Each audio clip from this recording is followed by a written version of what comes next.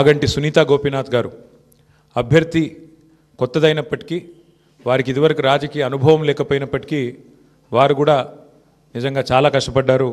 చాలా పెద్ద ఎత్తున వారు కూడా మరి పోరాటం కూడా చేసినారు. చివరి రోజు మరి ఏ రకంగా వారు పోరాడినారో మీరందరూ కూడా చూశారు. వారికి కూడా నా అభినందనలు. ఎందుకంటే కొత్త అభ్యర్థి అయినప్పటికీ ఎక్కడా కూడా ప్రత్యర్థి ముఖ్యంగా అధికార పార్టీ అయినప్పటికీ అధికార యంత్రాంగం మొత్తం ఉన్నప్పటికీ వారు కూడా మొక్కవోని ధైర్యంతో కొట్లాడినారు. సునీతా గోపీనాథ్ గారికి మనస్ఫూర్తిగా నా అభినందనలు.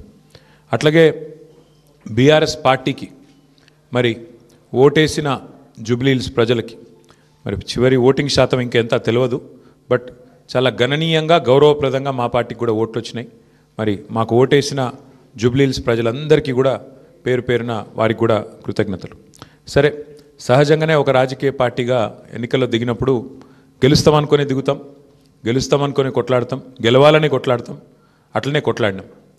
గత 2 ఏళ్లుగా బీఆర్ఎస్ పార్టీ ప్రధాన ప్రతిపక్ష పార్టీగా తన పాత్రను అద్భుతంగా పోషించింది. ప్రజా సమస్యలను మరి కేంద్రంగా చేసుకొని ప్రజల వాదనను ప్రజల వేదనను ఇవాళ ప్రభుత్వం ముందు పెట్టడంలో, అది శాసనసభలో అయితేనేమి, ప్రజాక్షేత్రంలో అయితేనేమి, సోషల్ మీడియాలో అయితేనేమి చాలా బలంగా బీఆర్ఎస్ పనిచేస్తున్నది. మా పని ఇట్లాగే భవిష్యత్తులో కూడా కొనసాగుతూనే ఉంటుంది. ఎందుకంటే ఈ ఉప ఎన్నికల్లో కూడా మేము నిజాయితీగా కొట్లాడినాం. ప్రజా సమస్యలనే కేంద్ర బిందువుగా చేసుకొని ప్రజలనే ఎజెండాగా చేసుకొని ఎన్నికల్లో డెఫినెట్గా చిత్తశుద్ధితో నిజాయితీగా మేము కొట్లాడినాం. మీకు తెలుసు ఎట్లా ఎన్నికలు జరిగినాయి కూడా అందరూ చూసినారు, నేను చెప్పక్కర్లేదు ప్రత్యేకంగా.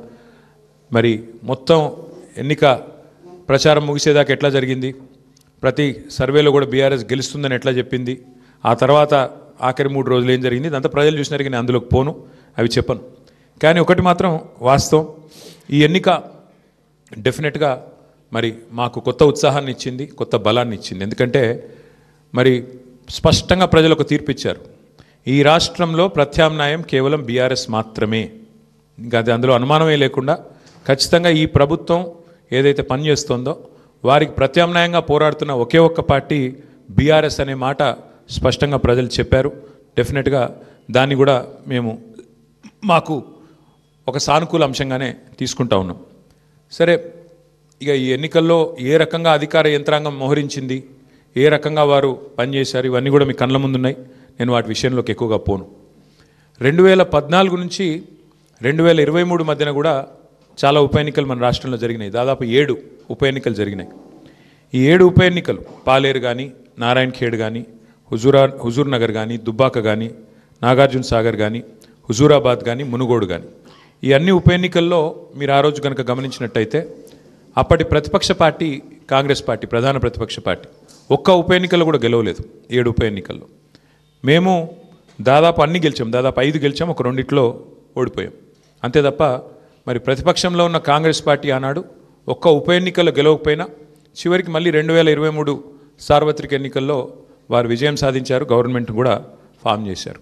అట్లాగే మధ్యలో జిహెచ్ఎంసీ ఎన్నికలు వస్తే కూడా, గ్రేటర్ హైదరాబాద్ కార్పొరేషన్ ఎన్నికల్లో కూడా మరి ప్రతిపక్షంలో ఉన్న కాంగ్రెస్ పార్టీకి ఆనాడు కేవలం 1-2 కార్పొరేటర్ సీట్లు వచ్చిన విషయం కూడా ఒక్కసారి గమనంలోకి తీసుకోవాలని చెప్పి కూడా నేను కోరుతా ఉన్నాను. అట్లాగే ఈ ఎన్నికల్లో ముఖ్యంగా ప్రజల తరపున వాదన బలంగా వినిపించగలిగాం. ఎన్నికల ఎజెండాను ఖచ్చితంగా నిర్దిష్టంగా బలంగా ప్రతిపక్షంగా మేమే సెట్ చేయగలిగాం. ప్రజా సమస్యలను ప్రధానంగా 6 గ్యారంటీల అమలులో ప్రభుత్వ వైఫల్యాన్ని బలంగా ప్రజల్లోకి తీసుకొని పోయాం. 6 గ్యారంటీల విషయంలో ప్రభుత్వం చేసిన మోసాన్ని తీసుకొని పోయాం. హామీల ఎగవేతను బాకీ కార్డుల రూపంలో ప్రధాన చర్చగా చేయగలిగాము. ఇది